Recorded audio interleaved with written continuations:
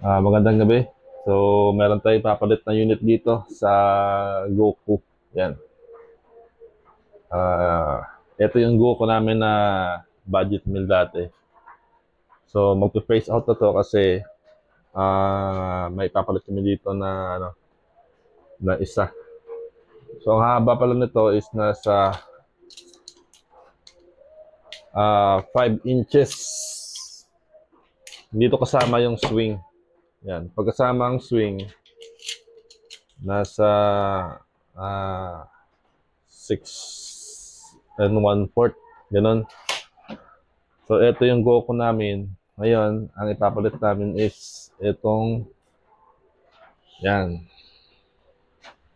Ito yung Humura na bagong labas. So, ang tanong nyo ngayon is, magkano to?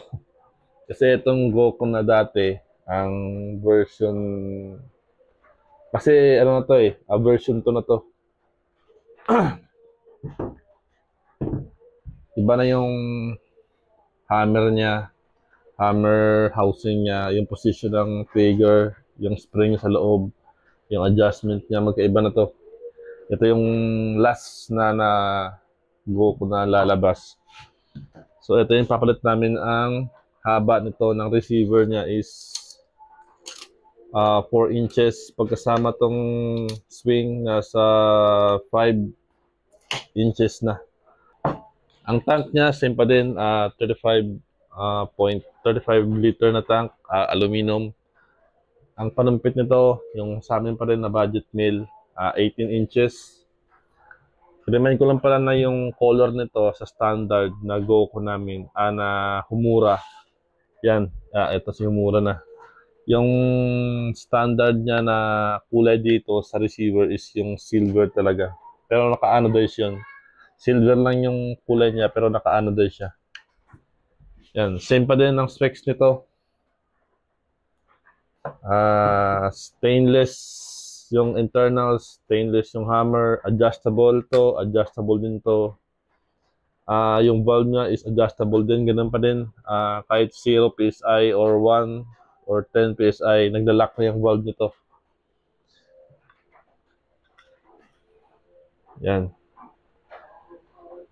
So, magtataka kayo, bakit pinalitan namin to kasi kailangan namin sumabay. So, phase out na to. Ngayon,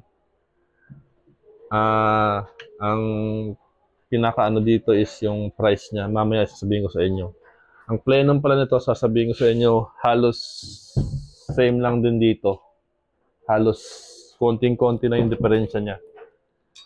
Buksan ko yung loob niya. Tingnan ko yung sukatin natin yung plenum niya. Yan. Same pa rin halos.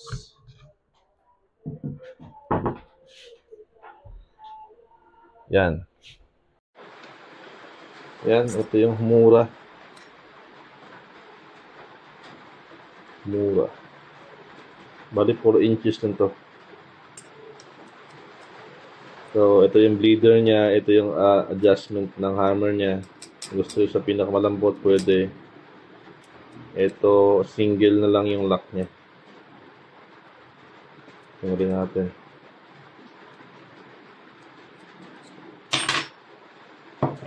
Yan.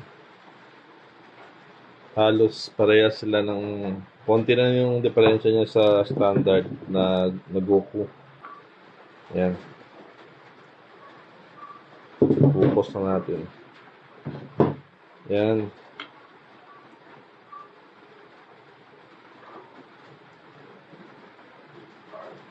Halos konti lang yung diferensya nila ng Homura. Yung plenum nila, konti lang yung diferensya. Maabot to ng 900 plus 955. Yung output niya is 1.6 sa 20.9 grain na Meteor. Compact, pwede pang thinking, pang backyard pest control. So ito naman yung housing niya. Yan. Magkaiba na rin yung housing niya.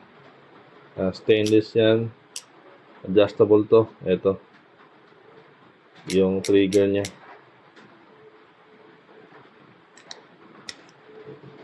Malakas din to.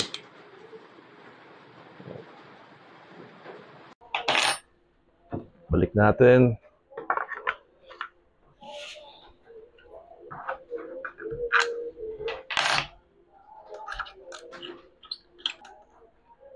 Yan, balik na. Yan, kung tinatanong niyo ang power nito, malakas din siya. Nasa 900 plus. Kanina nag-try ako ng Meteor na 20.9 grain na Meteor. Nasa 955. Yung adjustment niya dito almost full 955, pero ang output niya nasa 1.6 lang. So, kung tataasan mo yung output niya, pwede ba siyang tumaas? Ang MB niya nasa 1,000 plus, kaya siguro. Pero, sa pellet gun na katulad nito, ngunit mo na ng 1,000 plus kasi pagka ganitong mga compact lang, nasa around 800 plus pang patrol. So, maikli siya. Magandang din halos. Depende pa yan kung papalitan nyo ng carbon tube or gusto nyo magpalit ng mahaba na parumpit, pwede rin. Depende sa inyo. Pero ang standard nito lalabas lahat. 18 inches, 0.35, silver yung kulay. Ang bat niya na kulay is ganito din yung classic style lang. Wala siyang kulay.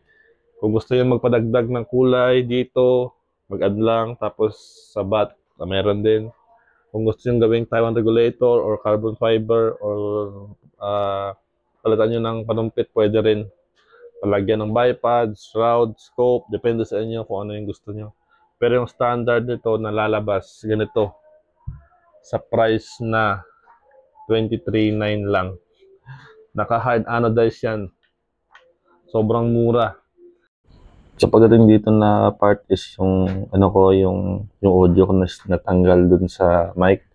So wala siyang audio, kaya yun na lang. Sa mga gustong pumila dito sa batch na to ng Homura, so pwede nyo kayo PM sa page na or sa Facebook na Gunter Uy or GT Uy dun sa Facebook ko.